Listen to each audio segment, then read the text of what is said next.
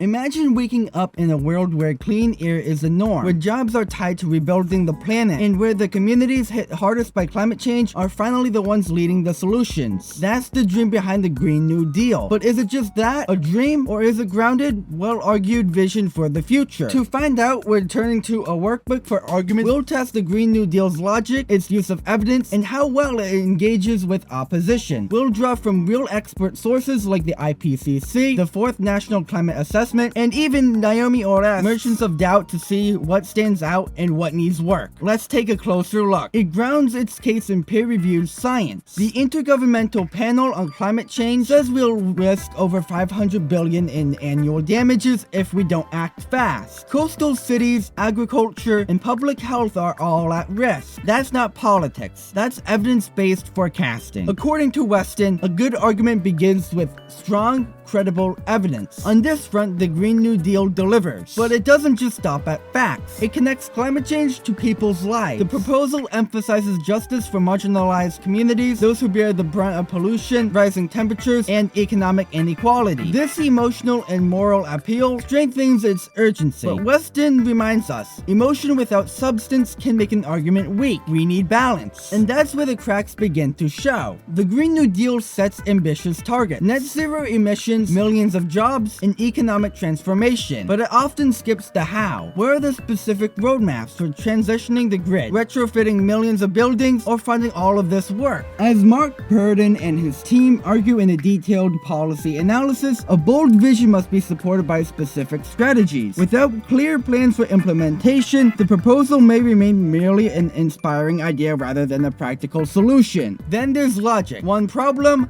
the false dilemma. Climate action is all or nothing. Either we revolutionize everything or we face disaster. But Weston cautions us. This is a classic fallacy. The truth is, there are many ways to cut emissions and promote justice without burning down the entire system. So how does the Green New Deal respond to critics? Not always well. It avoids tough questions, like how much will it cost? And what happens to workers in fossil fuel sectors? Weston insists that strong arguments address objections, not dodge them. But here's where we zoom out. Not all counter-arguments are in good faith. In Merchants of Doubt, Naomi Oreskes and Eric Conway show how a handful of industry-backed scientists delayed public understanding of tobacco harm, acid rain, and climate change. The lesson? Skepticism can be weaponized. Not all critics are truth seekers. Some are professional doubt spreaders. So yes, we should scrutinize the Green New Deal, but we also have to ask, who benefits from stopping it? So is the Green New Deal a good argument? In many ways, yes. It combines scientific urgency with a moral vision, backed by credible sources like the IPCC and the US government's own climate assessments. It aims to unite environmental reform